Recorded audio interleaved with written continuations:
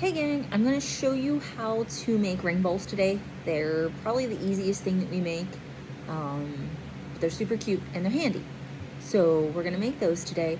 I'm sorry if you can hear all the fans in the background. It's very, very hot in here.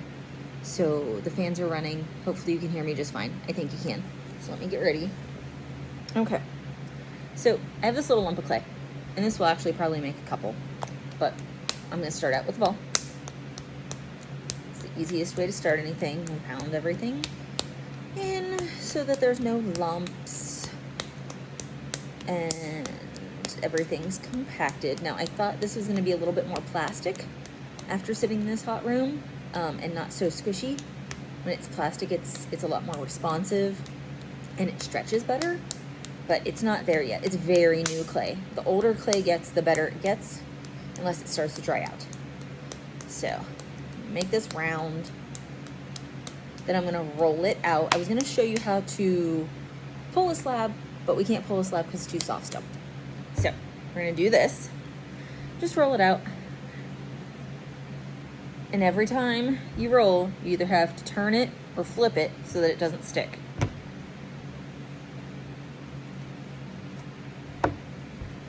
Also, it makes it more even.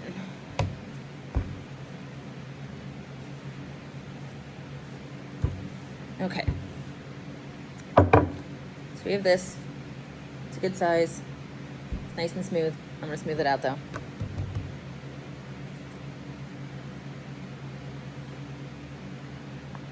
It just has a little bit of red on it. I'm gonna clean it off. Okay, so I'm just gonna use the scraper, the metal rib, whichever you prefer to call it. Smooth out the surface. Smooth out the surface on this side, although this side's looking pretty good. Then I have these cute little critters. So these are stamps. I got them at Joann's or Michael's, and they were 97 cents, so that's a good thing. You can use anything to make a mark in clay. You can use pasta. Bow tie pasta and shell pasta makes neat little shapes. If you want to write something in your clay, the easiest way to do it is use the pasta that you use in alphabet soup and put those in. They will get really gross and moldy because the clay is wet and then the pasta absorbs the water and then they get weird. But they burn out in the kiln, everything's fine, it won't affect anything. It's just really gross for a minute. But they're super handy, so if you want to spell out your name or put a date on it and you're not confident in the way your handwriting looks, they're really a good tool. So pasta actually makes a lot of fun marks. Okay, so you can, it's kind of hard to see because these are clear. I picked a little hedgehog because we all know how much I love hedgehogs. And I'm just gently pushing him into the surface. Don't push in too far. And I can even really gently roll this over it so that it's even. And then I'm gonna pick it up. And hopefully you can see this little guy. See him? It's my little hedgehog. Okay, so what I'm gonna do now is I have circle cookie cutter. Circle cookie cutter I think is 3 inches. We're gonna find out right now. Nope, it's 4. 4-inch cookie cutter. You might not have one at home. There's a good chance you don't have one at home. So what we'll do is, once we do this in class, I'll send this home because I think there's only 1 or 2 of you doing this from home. So if you need it, email me, or when we are live, ask me a question and we'll put it in an envelope and you guys can come pick it up. You're gonna need it for 5 minutes. So I'm going to center my little guy. Did I move it? Yeah, there we go. Push. I'm actually gonna turn it just a bit, and I'm gonna go like this. That's how I get the excess off. Now guess what? There's a very, very, very good chance, especially with as soft as this clay is, it's now stuck to the table.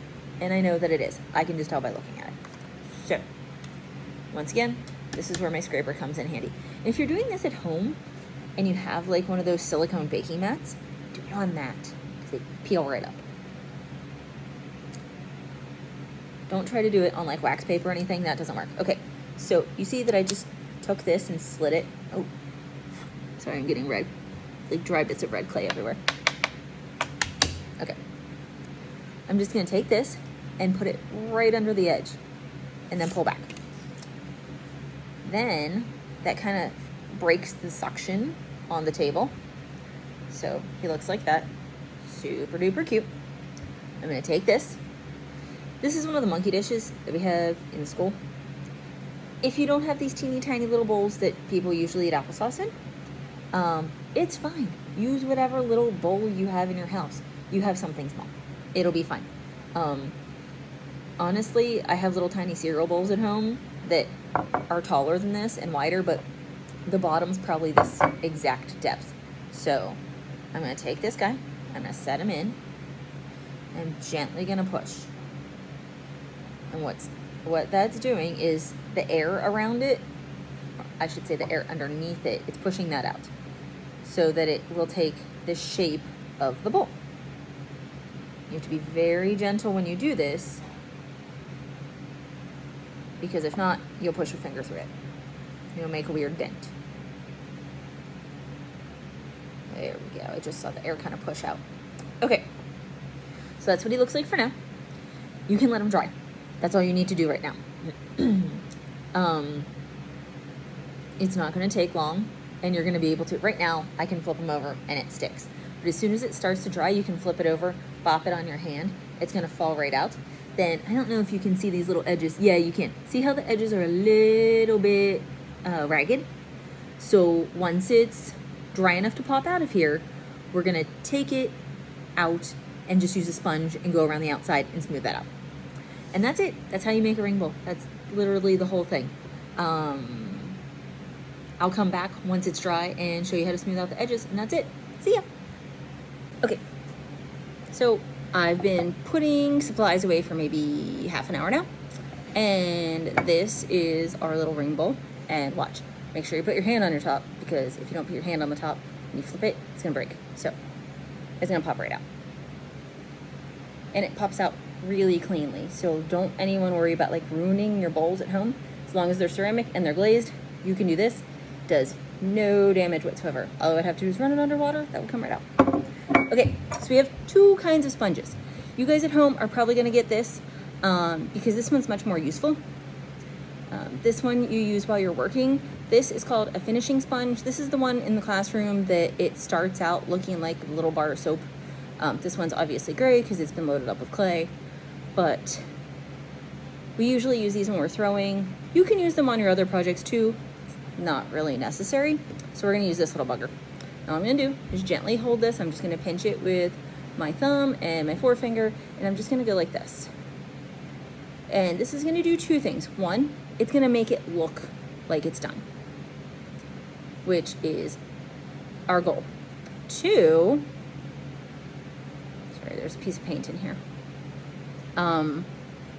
It's gonna make it so it's not sharp on the edges, because there's nothing worse than making a really lovely project and then you pick it up and you can't handle it physically because it's sharp and it will cut you.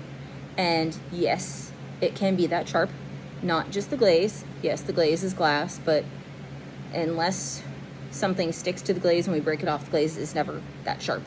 But the clay can be. See, actually, I don't know if we can get it. Yeah, see that little like lip right there?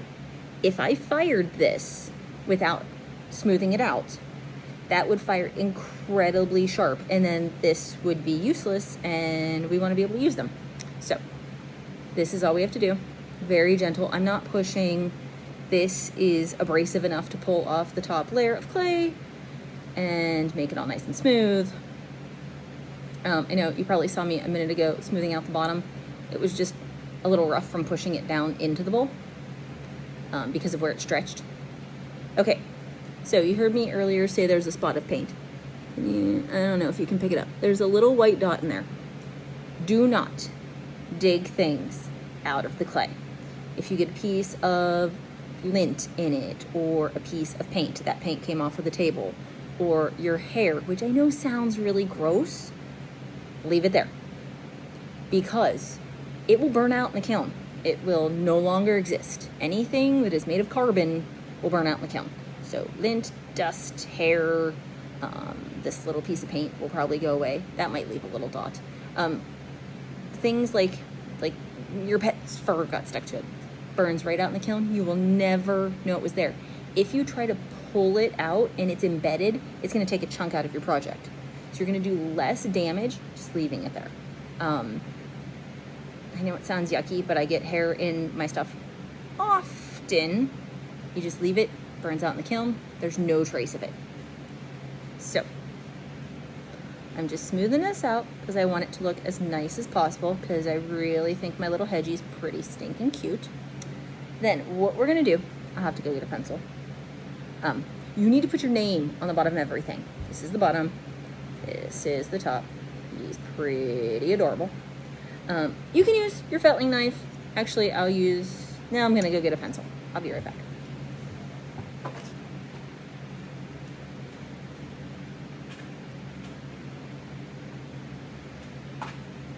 Okay. Grab a nice set of pencils, get it good and sharp. These are already nice and sharp. Hold it in your hand, gently write your name on the back. I like to make sure that it's the right way up. I'm just gonna write Fortuna.